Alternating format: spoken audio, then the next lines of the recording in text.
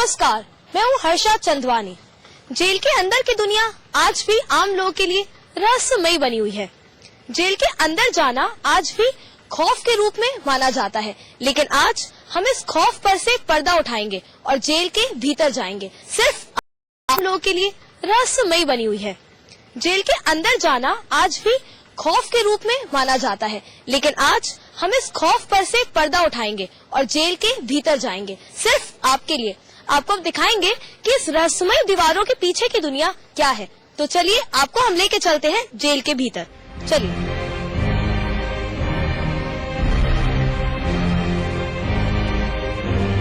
Jail के भीतर आने के बाद सबसे पहले हम आपको लेके चलेंगे मुलाकात घर, कि आपको दिखाएंगे कि किस तरह से कैदी अपने सगे संबंधियों से मुलाकात करते हैं। और इसके बारे में और जानकारी लेंगे हम जेलर साहब से। जेलर साहब, आखिर मुलाकात घर के बारे में हमें कुछ और डिटेल में बताइए। जिन बंदियों की जो है मुलाकात पर्ची आती है, उनको जो है सबसे पहले मुलाकात घर में बैठा दिया जाता है। उसके बाद बाहर उनके जो परिजन रिश्तेदार आते हैं, उनकी तलाशी के बाद अंदर उनके साथ बैठा दिया जाता है। और उसकी देखभाल के लिए यहाँ पे बंदी रक्षक और महिला बंदी रक्षक बराबर उन पर चौकसी रखते हैं तथा मुलाकात इंचार्ज डिप्टी जेलर भी मौजूद रहते हैं साथ में। इसके अलावा जो है यहाँ पे जो है आधे घंटे का समय उनको दिया जाता है मुलाकात करने के लिए। और लगभग जो भी मुलाकाती आते हैं तो बंदी जो है उनसे मिलकर के बहुत ही प्रसन्न होते हैं, उल्लास होते हैं, क्योंकि जो मुलाकात होती है वो उनकी भावनाओं को लिए जो है बहुत ही सुखप्रद होता है। उनकी बहुत दिन बाद मिलने आते हैं, कुछ 2 साल में, कुछ साल में, कुछ 6 महीने, कुछ 1 महीने पे आते हैं, तो उनकी भावनाएं जो है उससे अच्छी होती हैं। इस वक्त हम आगरा सेंट्रल जेल के मुलाकात घर के अंदर हैं और जैसा कि मुलाकात घर का आप नजारा देख रहे हैं कि कैदियों से उनके परिचित मिलने आते रहते हैं। इस वक्त हम एक कैदी से मुलाकात करेंगे और हम खुद जानेंगे कि आखिर मुलाकात घर में जो सगे संबंधी मिलने आते हैं तो क्या क्या चीजें होती है, इसके बातचीत होती है। अंकल, मैं आपका नाम जानना चाहूंगी और आपसे पूछना चाहूंगी कि आखिर कितने साल के आपका भी कारावास है? अभी मैं 10 साल से करीब जेल में बंद हूँ। डिस्ट्रिक्ट मुरादाबाद का रहने वाला हूँ। ये मेरी पत्नी है, मेरे बच्चे हैं, मेरे भाई हैं। और घर परिवार के विषय में हम जानकारी लेते हैं, क्या चल रहा है, खेती बाड़ी कैसे चल रही है, घर पर मम्मी पापा कैसे हैं, भाई बहन कैसे हैं, सभी लोगों के विषय में बातचीत होती है हमारी। तो कितने कितने समय पे आप मुलाकात करने की परमिशन मिलती है? हमें 1 महीने में 2 बार मुलाकात होती है हमारी। आंटी, मैं आपसे जानना चाहूंगी कि जब आप मुलाकात करने आती हैं तो आप किन चीजों पे ज्यादा बातचीत करती हैं, या फिर जब यहाँ मुलाकात करने आती है तो फिर क्या चीजें होती है जो आपके मन में चल रही होती है? मेरी चीज इन्हीं के बारे में होती है, जो होती है, जो ये कैसे, इनकी तबीयत कैसी है, मतलब फिर यही बात का रोना होता है। मतलब जल्दी आए, किसी को अच्छा नहीं लगता ऐसे किसी की वाइफ से, मतलब हस्बैंड बिछड़े, बस इसी की बात की ज्यादा वो रहती है और किसी की नहीं। खान पीन तो ये गरीबी अमीरी ये तो सब चलती रहती है, दुख सुख चलती रहती है। जो जोड़ा होता है वो बिछड़ जाए, कितनी दुख की बात होती है इसमें। बस ये इसी बात पे फील होती है दिमाग में, और कुछ नहीं है। और वैसे मैं पार्लर कर रही हूँ, पार्लर जॉब, कंप्यूटर भी कोर्स है। और मेरी ये बेटी है, ये मेरे हस्बैंड है, वो देवर है मेरे। और फिर आने जाने की भी वो दिक्कत होती है, वो लेकिन सब अपने को झेलनी पड़ती है। इतनी दूर से आते हैं, कोई खुशी में नहीं आते हैं यहाँ पर, दुखी में आते हैं। जो दुख होता है वो इनके साथ थोड़ा पल मिलता है बात करने के लिए, वो बीतता है इनके साथ, और तो कुछ है नहीं ऐसा। बच्चों, जब आप अपने पापा से मिलने आते हो तो क्या क्या चीज होती है जो अपने पापा से मिलकर के आप शेयर करते हो, जब पापा से मिलकर बात करते हो? अच्छा लगता है और याद आती है, पापा की याद आती है, और हर चीज बातें हैं, खाते भी हैं और सब प्यार से बोलते हैं। जेल कितना मददगार रहा है अंकल आपको अपने पर्सनल विकास में, और जिस तरह से आपको आगे बढ़ना हो जेल के अंदर, कुछ पॉजिटिव काम करना हो? अनुभव मिलते हैं यहाँ जेल में जो कि बाहर आदमी को नहीं मिल पाते। एक तो यहाँ सबसे पहली चीज अपने पराई की पहचान होती है, कौन अपना कौन पराया है। और बहुत सारी जानकारी जीवन में जो हमें लाभकारी होती हैं वो यहाँ जेल से हमें प्राप्त होती है। ऐसा नहीं है कि मतलब ये कि जेल में ही है तो हम परेशानी है, ऐसा कुछ नहीं है। मतलब कुछ बात ऐसी होती है जो जीवन में बहुत काम आती हैं। तो अभी हमने एक जोड़े से बात की। जोड़ा अलग तो रह रहा है, लेकिन फिर भी जो टेंशन है जेल के अंदर कैदी को रह करके तो है, लेकिन आर्थिक चीजें फिर भी जेल के बाहर से तो मैनेज हो जाती हैं। जहाँ तक बच्चों की बात करें तो बच्चे अपने पापा को बहुत मिस कर रहे हैं, इसलिए उनसे मिलने आते हैं, बातचीत करने आते हैं, टाइम टाइम की इन्फॉर्मेशन देने आते हैं। लेकिन कैदी की जो जिंदगी है जेल अधीक्षकों ने अंदर रह करके कितनी सुधारी है, वो अपने आप में बहुत दिलचस्प है और बहुत बेहतर है। मुलाकात घर तो हम देख चुके हैं, लेकिन अब हम जेल के और भीतर जा रहे हैं और देखेंगे उद्योगों का ब्लॉक, जहाँ पे जो कैदी कैदी हैं वो साबुन, फिनाइल और तमाम तरह की चीजें बनाते हैं।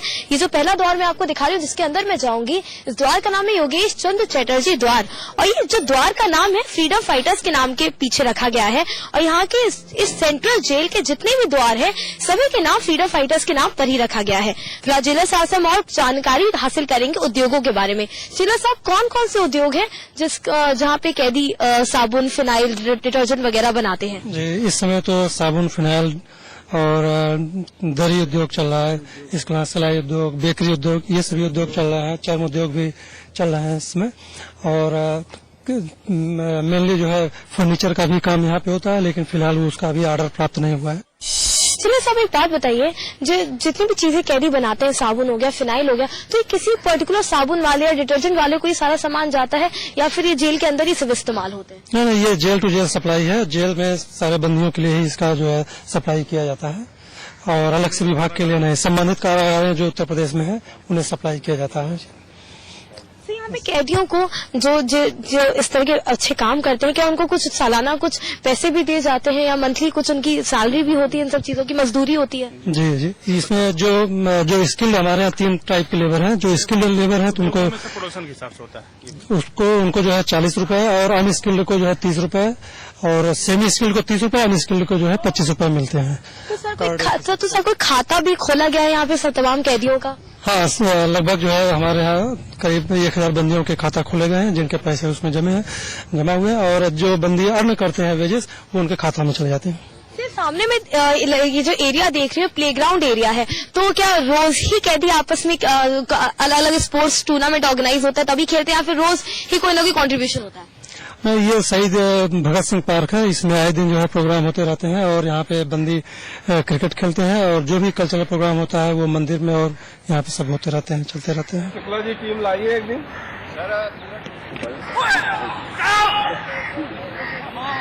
रियल लाइफ में हम बड़ी बड़ी टीवी स्क्रीन पे और स्टेडियम में ही क्रिकेट मैचेस देखते हैं, लेकिन मैं आपको बता दूं जेल के अंदर जो क्रिकेटर्स होते हैं वो भी बहुत ज्यादा एक्सपर्ट होते हैं और उनकी ट्रेनिंग पे खास फोकस किया जाता है। इसमें हम और बातचीत करेंगे नॉन प्रॉफिटेबल ऑर्गेनाइजेशन हम के फाउंडर से और जेलर साहब से।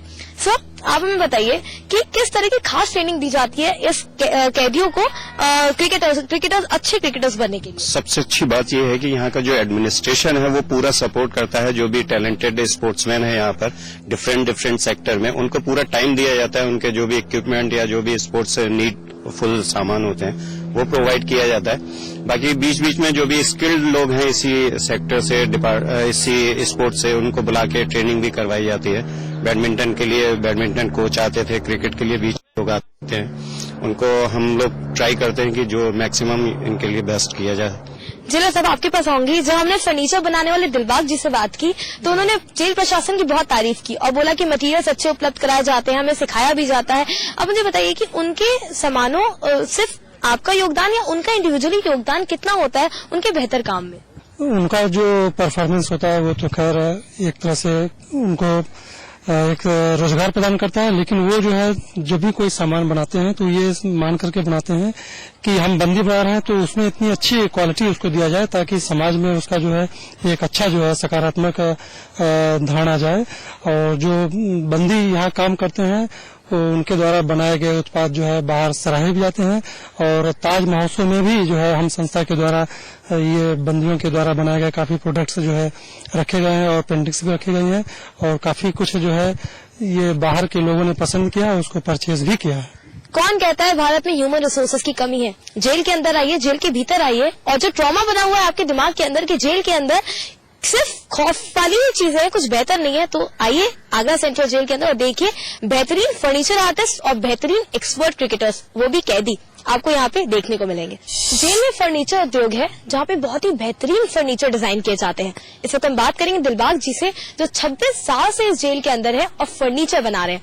दिलबाग जी, हमें यहाँ पे जो आप फर्नीचर बनाते हो उसके बारे में कुछ बताइए, क्योंकि बहुत ही मजबूत और बहुत ही अच्छे फर्नीचर है। यहाँ के जितने भी काम चलते हैं इसका जेल द्वारा हमें मटेरियल उपलब्ध होता है और औजार उपलब्ध होते हैं। उसके बावजूद जितना भी हमारे को फर्नीचर बनाने को मिलता है, जो ऑर्डर मिलता है, वही फर्नीचर हम अपने साथियों द्वारा सबको मिला के और तैयार करते हैं।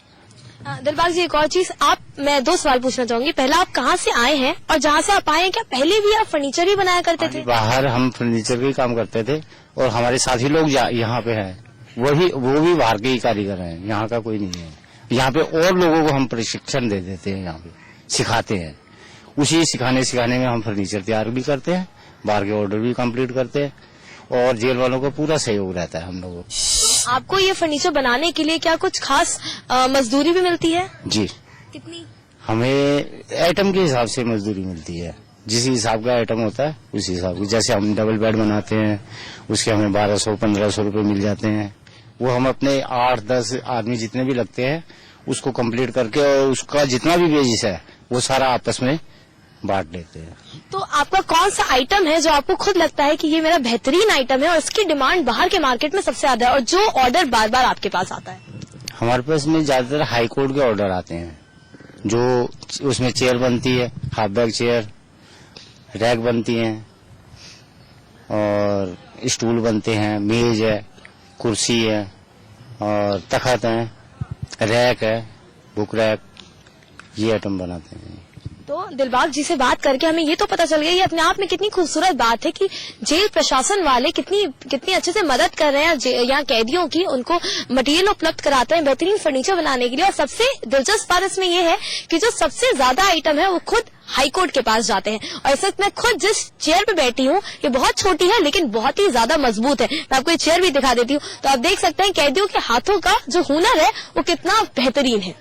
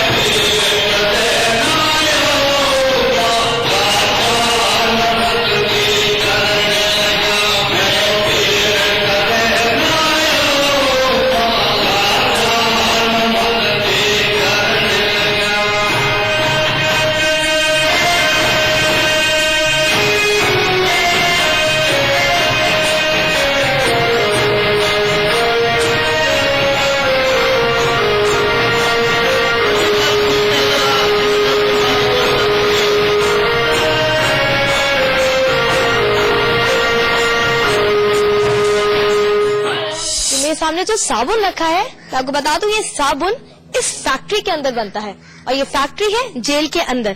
आप यकीन नहीं मानेंगे, इस नहाने के साबुन को देख करके आप अंदाजा लगा सकते हैं कि किसी प्रोफेशनल एक्सपर्ट ने इस तरह के साबुन बनाए होंगे। लेकिन इस जेल के अंदर कारागार में फैक्ट्री देखने के बाद जितनी प्रोफेशनल ये फैक्ट्री लग रही है और जितने प्रोफेशनल तरीके से काम होता है यहाँ पे, वो बाहर की आमतौर पे प्राइवेट फैक्ट्रीज में होता है।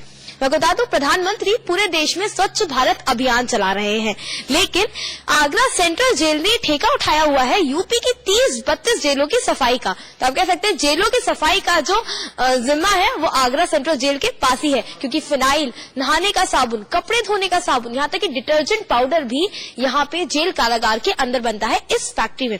हम बात करेंगे इंस्ट्रक्टर से और हम इनसे जानेंगे कि आखिरकार यहाँ पे किस तरीके से काम होता है, कितने बेहतर तरीके से कैदी काम करते हैं, कहाँ कहाँ सप्लाई होती है यहाँ के सामानों की।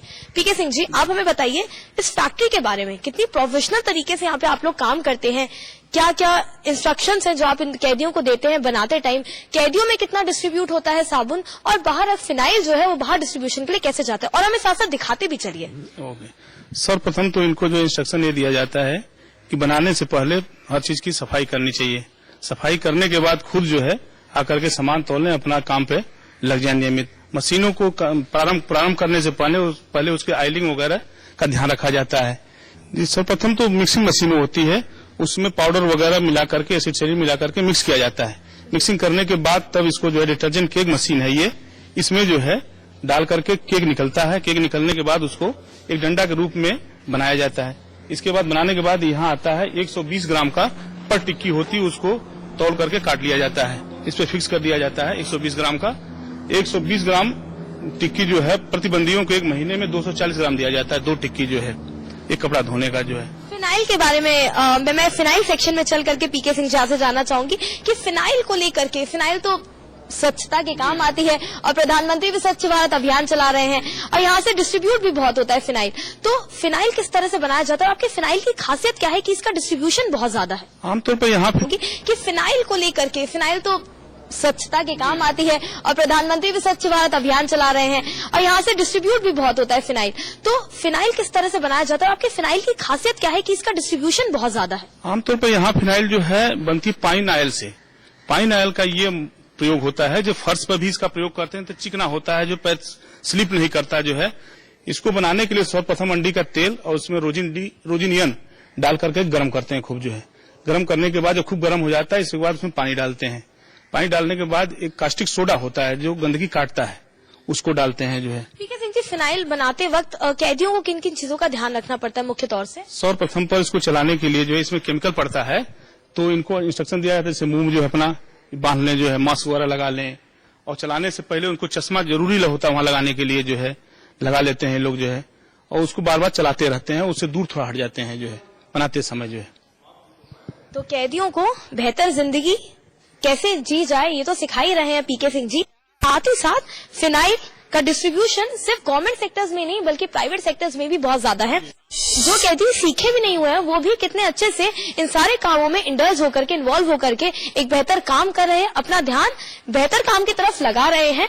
और ये प्रोफेशनल फैक्ट्री जो जेल के अंदर हमने आज देखी, मुझे लगता है ये किसी प्राइवेट फैक्ट्री से भी ज्यादा अच्छी है और ज्यादा बेहतरीन है और दिलचस्प भी है, क्योंकि यहाँ पे काम करने वाले एक्सपर्ट्स नहीं है, इन्हें एक्सपर्ट्स बनाया जाता है, उसलिए ट्रेन किया जाता है। ये खराब से छत देखकर आपको लग रहा होगा कि मैं आपको किसी जर्जर इमारत के अंदर लेके जाऊंगी, लेकिन सच मानिए तो मैं आपको आगरा सेंट्रल जेल के सिलाई घर के अंदर लेके आई हूँ। ये आप सिलाई घर देखिए, सामने जो खाकी रंग की वर्दी आप देख रहे हैं, पैंट और शर्ट, और सफेद रंग की जो यूनिफॉर्म देख रहे हैं, जो सफेद रंग की यूनिफॉर्म है खुद कैदियों ने बनाई है यहाँ पे और कैदियों की ही यूनिफॉर्म है।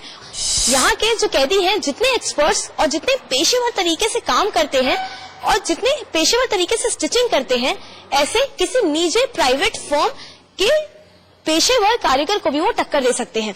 और मैं आपको सामने नजारा दिखा देती हूँ किस तरह से, कितनी मेहनत से ये लगातार पूरे दिन बैठ करके स्टिचिंग करते हैं, यूनिफॉर्म बनाते हैं। पूरे आगरा मंडल में ये सारी यूनिफॉर्म डिस्ट्रीब्यूट जाती है। अगर हम जेलर साहब से बात करें तो हम जेलर साहब से पूछेंगे कि अगर इतने पेशेवर और इतने एक्सपर्ट तरीके से ये सिलाई करते हैं तो फंड अगर थोड़े बहुत गवर्नमेंट की तरफ से उपलब्ध कराया जाए तो ये कहाँ से कहाँ पहुँच जाएंगे? जेलर साहब, फंड का अभाव है मुझे लगता है। जी, फंड का अभाव है। अगर हम समझते हैं अगर फंड थोड़ा पर्याप्त मात्रा में उपलब्ध कराया जाए तो हमारे यहाँ ऐसे जो है सिद्दोष बंदी हैं जो काफी स्किल हैं और वो अपने हुनर का प्रदर्शन कर सकते हैं और काफी जो है जो बाहर जो छोटी मोटी कंपनियां हैं उनको भी टक्कर दे सकते हैं। जब ये आते हैं तो हम लोग जो है मुलाहिजा के दौरान बंदियों से जो है उनकी जानकारी लेते हैं कि वो किस कला में पारंगत रहे या कौन सा कार्य करते रहे, किस व्यवसाय में रहे। उस व्यवसाय के आधार पे बंदियों को जो है हम कार्य के लिए रखते हैं और यहाँ पे कार्य करने के दौरान उनमें और भी जो है कुशलता आती है और कुशलता के साथ साथ जो है उनको जो है एक रोजगार का माध्यम भी प्राप्त होता है और वो अपने इसी के बलबूते अपने बाल बच्चों का पालन पोषण भी करते हैं। जेलर साहब, एक आखिरी सवाल आपसे पूछना चाहूंगी कि यहाँ पे जितनी चीजें स्टिच होती हैं वो सारी बाहर कहाँ पे डिस्ट्रीब्यूट होती हैं, कैसे कैसे सर्कुलेट होती हैं? कच्चा माल जो है ये मॉडल जेल से आता है, खास करके जो है बंदी वस्त्र जो होते हैं वो, और मुख्यालय द्वारा जो है फर्म के माध्यम से बंदी रक्षकों का वस्त्र आता है। तो ये हम मंडल में ही सप्लाई करते हैं बंदियों का वस्त्र और बंदी रक्षकों का भी वस्त्र, जो हमारे कैदी भाई जो पहनते हैं उनके लिए एक नियम है, एक ड्रेस है, तो वो उनको जो है साल में 3 कुर्ता 3 पैजामा 2 नेकर प्रदान किए जाते हैं और इसी तरह बंदी रक्षकों को जो है टेरिकाट की 1 पैंट शर्ट साल में दिए जाते हैं और वुलन पैंट शर्ट 3 साल में एक बार दिए जाते हैं। तो सोचने वाली बात है, जब जेल के अंदर कैदी इतने परफेक्शन के साथ कारीगरी कर सकते हैं, स्टिचिंग कर सकते हैं, किसी भी पेशेवर एक्सपर्ट को टक्कर दे सकते हैं, तो फंड के अभाव में इनकी कला को नजरअंदाज करना क्यों? आखिर गवर्नमेंट इस तरफ क्यों नहीं ध्यान देती है और इनके लिए बेटर प्लेटफॉर्म क्यों नहीं देखती है? क्योंकि अगर बेटर प्लेटफॉर्म दिया जाएगा तो शायद आज ये पेशेवर कारीगरों को टक्कर तो दे सकते हैं, अपने लिए एक बेहतर जिंदगी भी निर्धारित कर सकते हैं।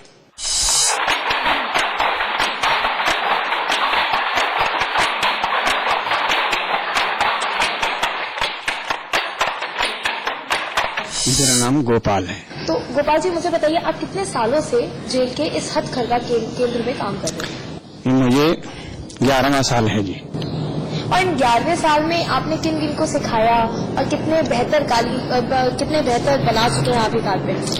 काम जितना भी हमने कारपेट बनाए हैं सब बढ़िया बनाए हैं जी, और कारीगर आते रहते हैं, सीखते रहते हैं। ये जो कारीगरी है, एक बार नहीं जी, आते थे, यहीं आके सीखे हैं। तो सीखा कैसे? बंदियों को जो काम करते थे उनको देख के सीखा, उन्होंने बताया भी कुछ, यहीं आके सीखा है हमने। गोपाल जी, कारीगर ये काम करने के कितने पैसे मिलते हैं? हमको 3 दरिया बनाने पर 40 रुपए मिलते हैं जी। तो आप महीने भर में कितनी दरिया बना लेते होंगे? कभी ऊपर नीचे भी हो जाता होगा? हो जाता है जी, हाँ हो जाता है। इस तरह महीने में आप कितने रुपए कमा लेते होंगे? महीने में लगभग 1200 रुपए कमा लेते हैं जी। तो क्या जेल प्रशासन वालों ने क्या आपका अकाउंट वगैरह बना रखा है? हाँ जी, पैसे डालते हो अपने? पैसे डालते हैं, हमारा खाता खुलवा रखा है देना बैंक में। तो अपने घर वालों को भी कभी आप पैसे यहाँ से भिजवाते हैं? भिजवा देते हैं जी। ये चेहरे कैदियों के चेहरे, बिना किसी उम्मीद वाले चेहरे। आगरा के सेंट्रल जेल में करीब करीब सभी कैदी सजा याफ्ता है, और इनमें से भी कई ऐसे हैं जो उम्र कैद की सजा झेल रहे हैं। ऐसे में अगर ये सारे कैदी मुझे घूर रहे हैं, इस तरह से देख रहे हैं, तो इनमें इनकी गलती नहीं है, क्योंकि ये चेहरे बाहरी चेहरों के आदी नहीं है। अगर मैं आपको इस प्ले ग्राउंड की दूसरी ओर की तस्वीर दिखाऊं, जहाँ पे इमारत है, तो ये वो इमारत है जो एक कैदी की जिंदगी में आस की किरण पैदा करती है, उनकी जिंदगी में उत्साह की किरण को जगाती है और उम्मीद बोती है। ये जो इमारत है, इसे हम एक तरह से कैदी विकास केंद्र कह सकते हैं, क्योंकि इस इमारत के अंदर स्कूल है, कवि घर है, टेनिस और बैडमिंटन प्लेग्राउंड भी है। हम ये कह सकते हैं कि कैदियों को बेहतर बनने के लिए सब कुछ यहीं पे इस केंद्र के अंदर हो रहा है। देखिए, एक तरफ आप नजारा देख सकते हैं जहाँ पे कविताएं सिखाई जा रही हैं, पढ़ाया भी जा रहा है, और बैडमिंटन प्लेयर्स भी हैं जो बैडमिंटन खिला रहे हैं। आप मुझे अपना नाम बताइए। गजाधर सिंह। गजाधर जी, आप इतनी सारी कविताएं सिखा रहे हैं। अच्छा जी। 2-3 कवियों के मुख्य जो वो वाक्यांश होते हैं, हमें भी सुना दीजिए। जो बिहारी लाल ने लिखा है कि सतसैया के दोहरे जो नाविक के तीर, देखत में छोटे लगे घाव करें गंभीर। कवि बिहारी लाल ने एक दोहा लिखा है, परंतु यदि उनका अर्थ लगाया जाए तो उनके अनेक अर्थ निकलते हैं। तो कितने सालों से आप यहाँ पे कैदियों को कविताएं सिखा रहे हैं? हम तो यहाँ पर 7 साल से अपना आजीवन, हमारा शिक्षा का शुरू से भी हम सन 74 से शिक्षा विभाग में अध्यापक थे, और हमने अध्यापक होने के साथ साथ यहाँ पर भी जेल में भी 7 साल से शिक्षण कार्य कर रहे हैं। तो 7 साल से जेल में कविताएं सिखा रहे हैं, अध्यापक होने के नाते अपनी जिम्मेदारी पूरी कर रहे हैं। और भी यहाँ पे लोग हैं जो यहाँ पे middle class, secondary class, primary school, हर तरीके की टीचिंग कैदियों को देते हैं। अगर हम सामने इनकी बात करें तो इनसे हम पूछते हैं कि आखिरकार कैदियों को किस तरह की टीचिंग किस स्तर की दी जाती है। अंकल, आपका नाम क्या है? रामवीर है। अच्छा, आप मुझे बताइए, आप कैदियों को किस किस कक्षाओं की सीख देते हैं? ये सभी कक्षा को देते हैं जी। तो अभी क्या सिखा रहे हैं आप कैदियों को? हाँ, तो ये पढ़ना सीख रहे हैं जी। तो अगर आज की तारीख है, तो आज की क्लास में क्या सिखाया गया है मुख्य?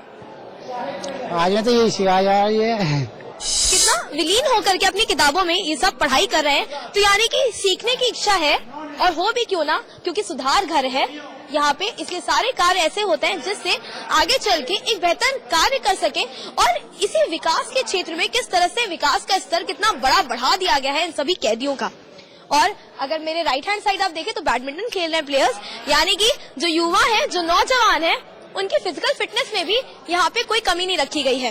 अगर हम यहाँ पे कुछ नौजवानों से बात करें जो बैडमिंटन खेलते हैं, तो इनसे पूछते हैं, आपका नाम क्या है? जियाउद्दीन। अच्छा, आप कब से बैडमिंटन खेल रहे हो? यहाँ करीबन 4 साल से खेल रहे हैं, जब से जेल में खेलती है यहाँ पे। अच्छा, तो यहाँ पे आने से पहले भी तुम एक अच्छे लेवल के बैडमिंटन प्लेयर थे, या यहीं पे आकर के तुम्हारा हुनर? नहीं खेले। अच्छा, तो अभी अगर कंपटीशन देने की बारी आए तो तुम क्या एक्सपर्ट्स को टक्कर दे सकते हो? हाँ जी बिल्कुल दे सकते हैं। तो यानी कि नौजवानों को फिजिकली इतना फिट रखा जा रहा है, बैडमिंटन, टेनिस, तमाम चीजें सिखाई जा रही है। सामने भी आप देख सकते हैं योगा और आर्ट ऑफ लिविंग की क्लासेस भी चलती है। और ऐसे ही अगर जेल को सुधार घर की तरह ट्रीट किया जाएगा तो जो जेल में आने वाले कैदी हैं वो एक बेहतर मनुष्य होके जेल से बाहर निकलेंगे और अपनी जिंदगी का स्तर जो है और बड़ा बना देंगे। आज हमने आपके लिए जेल में पूरा एक दिन बिताया और इस एक दिन में था ऑर्केस्ट्रा का धूम धड़ाका, भजन मंडली और मोर का नाच। और अब ये पूरा एक दिन बिताने के बाद हम अपने घर जा रहे हैं, हम वापस जा रहे हैं, जेल के बाहर जा रहे हैं। बस यही फर्क है हम में और जेल के कैदियों में। हम तो बाहर जा रहे हैं लेकिन इस जेल के अधिकांश कैदी कभी भी अपने घर का मुंह नहीं देख पाएंगे। तभी तो इस जेल की, सेंट्रल जेल की शाम रात के बहुत करीब है और सुबह से मीलों दूर। वीडियो जर्नलिस्ट संजय कुमार के साथ हर्षद संधवानी, न्यूज स्टेट, आगरा।